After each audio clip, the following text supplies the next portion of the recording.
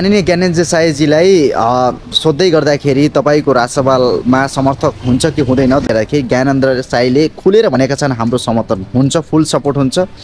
उहाँको पनि केही मागहरू छन्, आजको मात्रै माग होइन, उहाँको पहिलादेखिकै केही मागहरू थिए र त्यो जनताले चाहेका पनि छन्। त्यो मागहरू सही पनि छन्, एकदमै सही छन्, किनकि यो देशको प्रत्यक्ष कार्यकारी प्रधानमन्त्री जनताबाट चुनिएर आउनुपर्छ, जनताले भोट हाल्न पाउनुपर्छ, यहाँ कि सबै नागरिकले हाल्नुपर्छ, यो सही छ जनताको लागि। र अर्को कुरा भनेको प्रदेश संरचना खारेज। प्रदेश हाम्रो लागि कामै छैन, यति सानो देशमा प्रदेश संरचना कामै छैन, यो जनताको टाउकोमाथि ऋणको भारी हो।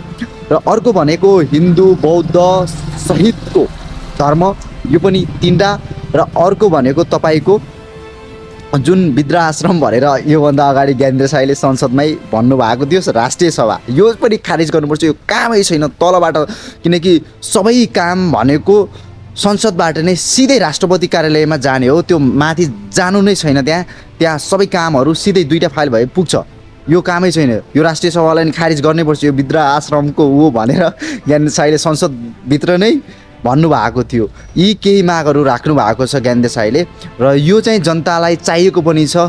र मलाई लाग्छ राष्ट्रसभाले समेटेर 2/3 बहुमत बनाएर यो नेपाललाई डेलिभरी, आम नेपाली नागरिकलाई सुशासन, समृद्धि र डेलिभरी चाहिएको छ।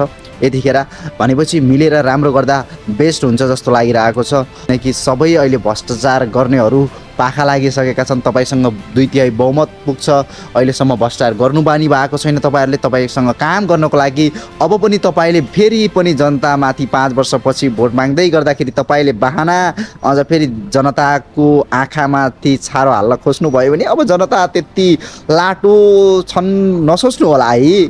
अहिले विश्वको इन्टरनेसनलमा के भयो 1 सेकेन्डमा कोठाको रुमभित्रबाट थाहा हुन्छ, विश्वमा के भइरहेछ, अहिले अमेरिकाको सिटीमा के भइरहेको छ 1 सेकेन्डमा थाहा हुन्छ गुगलमा सर्च हान्ने बित्तिकै।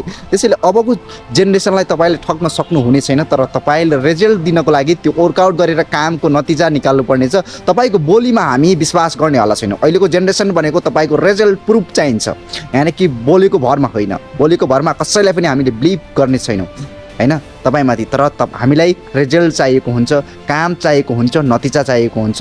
यो सरकारले राम्रो गर्नेछ भन्ने आशा छौँ। यदि राम्रो गरेन भनेपछि हामी खबरदारी गर्ने त फेरि भइहाल्छौँ।